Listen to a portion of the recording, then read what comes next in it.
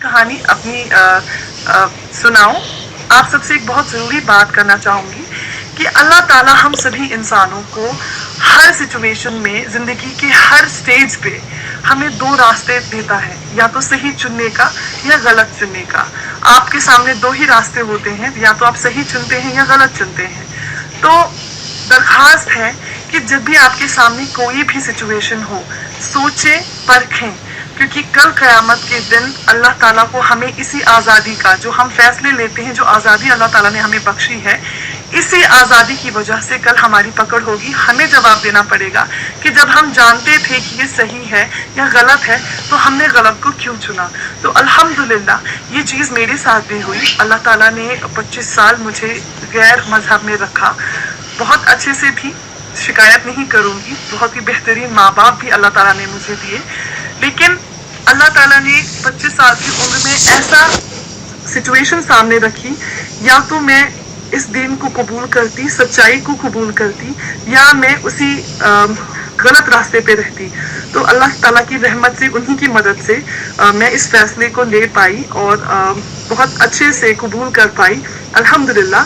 تو خدا کے لیے اگر آپ کی زندگی میں کوئی بھی ایسی سچویشن آئی جب آپ کو غلط اور صحیح میں چننا پڑے، اللہ کے لیے بہت ہی دھیان سے سوچ سمجھ کر فیصلے کریں، کیونکہ کل آپ کا ساتھ کوئی نہیں دے گا. قیامت کے دن، اس دن آپ کو اپنے فیصلوں کے لیے خود ہی جواب دینا پڑے گا. تو چلتے ہیں میری کہانی کی طرف. میں بات کروں گی سال 2011 کی. سال 2011 میں مجھے اپنی پوسٹ گریجویشن کرنے کے لیے اپنے شہر سے بہت دور کسی دوسرے شہر جانا تھا. تو الحمدللہ میرے پاپا، میرے فادر صاحب میرے ساتھ آئے میری ایڈمیشن پروسیجر کے لیے، اور گھر بھی دیکھنا تھا جس کرائے پہ مجھے کمرے پہ رہنا تھا، کرائے کے کمرے پہ. تو پاپا ساتھ میں تھے میرے. نہ پاپا کو پتا تھا نہ مجھے پتا تھا کہ میری فاطمہ بننے کی جو راستہ ہے، جو جرنی ہے، جو سفر ہے میرا فاطمہ بننے کا، وہ شروع ہو چکا ہے. اللہ تعالیٰ نے مجھے اس صحیح جگہ پہنچا دیا ہے جہاں پہ میں فائنلی فاطمہ بن جاؤں گی. نہ لیکن یہ میرے پاپا کو پتا تھا، بھنک بھی نہیں ہوئی، نہ مجھے ہوئی. بہت ہی ایموشنل رشتہ ہوتا ہے ہر اولاد کا اپنے ماں باپ کے ساتھ. ایز اے بیٹی ہونے کے ناطے کہوں گی، بیٹیوں کا اپنے باپ کے ساتھ بہت ہی زیادہ ایموشنل کنیکشن ہوتا ہے.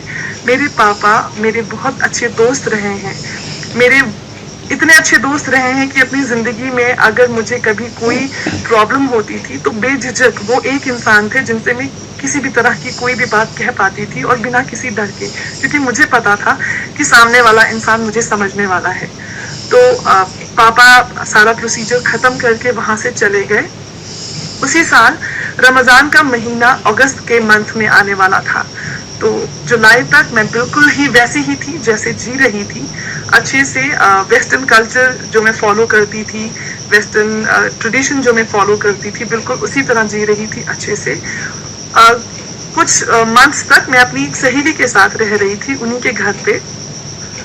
تو ان کی عادت تھی کہ شام کو بہت سارے جو دوست تھے، بہت سارے فرینڈس تھے، یہ مل کر گروپ اسٹڈی کیا کرتے تھے. ایک ساتھ پڑھتے تھے کیونکہ ان کے ایگزامس بھی آنے والے تھے، تو وہ ایک ساتھ بیٹھ کے روز پریپریشن کرتے تھے. تو ماشاء اللہ رمضان آ گیا، میں ویسی ہی تھی جیسی تھی، مجھے بدلنے کی کیوں ضرورت تھی. تو ایک دن کیا ہوا کہ وہ سبھی گروپ اسٹڈی کر رہے تھے اور میں کمرے سے باہر نکلی. تو اس گروپ میں بیٹھے ہوئے ایک شخص نے مجھے بہت ہی غصے سے اور بہت ہی سختی سے بولا کہ کیا آپ اس ایک مہینے کے لیے، رمضان کے ایک مہینے کے لیے تھوڑے سے تمیزدار کپڑے پہن سکتی ہیں. مجھے بہت برا لگا، مجھے بہت غصہ بھی آیا، کیونکہ میرے ماں باپ نے کبھی مجھے نہیں ٹوکا، اور جس کلچر میں رہتی آئی ہوں یہ میں بچپن سے ہی ویسی ہوں. یہ اچانک سے کوئی مجھے اٹھ کے کہہ دے گا کہ پلیز اپنے کوئی بھی چیز آپ اپنی بدلیں صرف ایک مہینے کے لیے، کیونکہ وہ مہینہ آپ کے لیے بہت امپورٹنٹ ہے. تو ایسا کیوں؟ میں آپ کے لیے یا آپ کے مہینے کے لیے، آپ کے ریلیجن کے لیے خود کو کیوں بدلوں، خود کے پہننے کا طریقہ کیوں بدلوں. اور بہت غصہ بھی تھی، بہت چوک بھی گئی تھی، میں بہت شوق میں تھی. بولا میں نے کچھ نہیں، انہیں کوئی جواب نہیں دیا اور چپ چاپ میں کمرے میں واپس آ گئی. کمرے میں آ کر میں یہ سوچ رہی تھی کہ ایسا کیا ہے اس رمضان میں کہ یہ مجھے کپڑے پہننے کے ڈھنگ کو بدلنے کو کہہ رہے ہیں. ایسا کیا خاص بات ہے؟ اور یہ میرا شریر ہے، میرا چہرہ ہے، میرے بال ہیں، میں چاہے جسے دکھاؤں मैं चाहे जो मर्जी कपड़े पहनूं, इन्हें क्या एतराज़ है?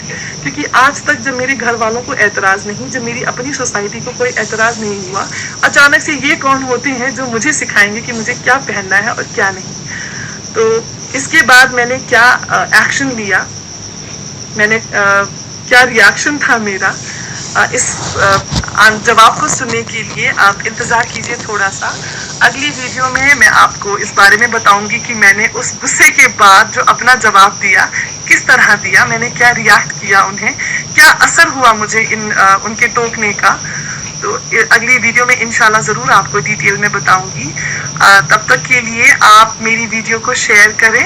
अगर कोई भी सजेशन हो आपके जहन में तो नीचे कमेंट सेक्शन में ज़रूर बताएं मुझे, अगर आप कुछ बताना चाहते हैं माशाल्लाह। और इंतज़ार करें नेक्स्ट वीडियो का, दूसरों के साथ भी शेयर करें मेरी कहानी।